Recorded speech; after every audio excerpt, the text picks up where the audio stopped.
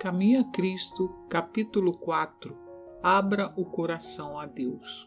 O que encobre as suas transgressões nunca prosperará, mas o que as confessa e deixa alcançará misericórdia. Provérbios 28:13. As condições para obter misericórdia de Deus são simples, justas e razoáveis. O Senhor não requer de nós atos penosos a fim de que alcancemos o perdão dos pecados. Não precisamos empreender longas e cansativas peregrinações, nem praticar duras penitências a fim de recomendar nossa alma ao Deus do céu ou expiar nossas transgressões. Mas o que confessa os seus pecados e os deixa, alcançará misericórdia. Diz o apóstolo: confessai as vossas culpas uns aos outros e orai uns pelos outros para que sareis. Tiago 5,16. Confessai vossos pecados a Deus, que é o único que os pode perdoar, e vossas faltas uns aos outros. Se ofendestes a vosso amigo ou vizinho, deveis reconhecer vossa culpa, e é seu dever perdoar-vos plenamente. Deveis buscar então o perdão de Deus, porque o irmão a quem feristes é propriedade de Deus, e ofendendo-o, pecaste contra seu Criador e Redentor. O caso será levado perante o único mediador verdadeiro, nosso grande sumo sacerdote, que como nós em tudo foi tentado, mas sem pecado, e que se compadece das nossas fraquezas. Hebreus 4,15, sendo apto para purificarmos de toda mancha de iniquidade. Os que não humilharam ainda a alma perante Deus, reconhecendo sua culpa, não cumpriram ainda a primeira condição de aceitabilidade. Se não experimentamos ainda aquele arrependimento do qual não há arrepender-se e não confessamos os nossos pecados com verdadeira humilhação de alma e contrição de espírito, aborrecendo nossa iniquidade, nunca procuramos verdadeiramente o perdão dos pecados. E se nunca buscamos a paz de Deus, nunca a encontramos. A única razão por que não temos a remissão dos pecados passados é não estarmos dispostos a humilhar o coração e cumprir as condições apresentadas pela palavra da verdade. Acerca deste assunto, são-nos dadas explícitas instruções. A confissão de pecados, quer pública, quer privada, deve ser de coração, expressa francamente. Não deve ser obtida do pecador à força de insistência. Não deve ser feita de maneira negligente ou folgazã, nem extorquida dos que não reconhecem o abominável caráter do pecado.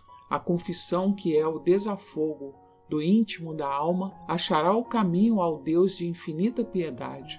Diz o salmista: perto está o Senhor dos que têm o coração quebrantado e salva os contritos de espírito.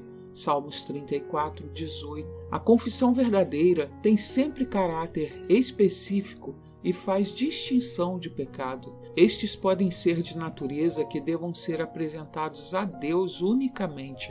Podem ser faltas que devam ser confessadas a pessoas que por elas foram ofendidas, ou podem ser de caráter público, devendo então ser confessado com a mesma publicidade. Toda confissão, porém, deve ser definida e sem rodeios, reconhecendo justamente os pecados dos quais sois culpados. Nos dias de Samuel, os israelitas apartaram-se de Deus. Estavam sofrendo as consequências do pecado, pois haviam perdido a fé em Deus, deixando de reconhecer seu poder e sabedoria para governar a nação, perdido a confiança em sua capacidade de defender e reivindicar sua causa. Volveram costas ao grande Rei do Universo, desejando ser governados como as nações ao seu redor. Para encontrar paz, fizeram esta definida confissão: a todos os nossos pecados temos acrescentado este mal, de pedirmos para nós um rei. 1 Samuel 12:19. Importava que confessassem justamente o pecado do qual tinham sido convencidos. A ingratidão oprimia-lhes a alma, separando-os de Deus. A confissão não será aceitável a Deus sem o sincero arrependimento e reforma. É preciso que haja decisivas mudanças na vida. Tudo que seja ofensivo a Deus tem de ser renunciado. Este será o resultado da genuína tristeza pelo pecado. A obra que nos cumpre fazer de nossa parte é-nos apresentada claramente. Lavai-vos, purificai-vos, tirai a maldade de vossos atos de diante dos meus olhos e cessai de fazer o mal. Aprendei a fazer o bem, praticai o que é reto, ajudai o oprimido, fazei justiça ao órfão, tratai as causas das viúvas. Isaías 1, 16 e 17. Restituindo este ímpio o penhor, pagando o furtado, andando nos estatutos da vida e não praticando iniquidade, certamente viverá, não morrerá. Ezequiel 33, 15. Paulo diz, falando da obra do arrependimento: quanto cuidado não produziu isso mesmo em vós, que segundo Deus fostes contristados. Que apologia, que indignação, que temor, que saudades, que zelo, que vingança. Em tudo mostrastes estar puros neste negócio. 2 Coríntios 7, 11. Quando o pecado embota as percepções morais, o transgressor já não discerne os defeitos de seu caráter, nem reconhece a enormidade do mal que cometeu, e a menos que se renda ao poder persuasivo do Espírito Santo, permanece em parcial cegueira quanto aos seus pecados. Suas confissões não são sinceras e ferventes. A cada reconhecimento de seu pecado, acrescenta uma desculpa injustificativa de seu procedimento, declarando que, se não fosse em certas circunstâncias, não teria praticado este ou aquele ato pelo qual está sendo reprovado. Depois de haverem Adão e Eva comido do fruto proibido, ficaram cheios de um sentimento de vergonha e terror. A princípio, seu único pensamento era como desculpar seu pecado e escapar à temida sentença de morte. Quando o Senhor os interrogou acerca de seu pecado, Adão respondeu, lançando a culpa em parte sobre Deus e em parte sobre a companheira. A mulher que me deste por companheira, ela me deu da árvore e comi.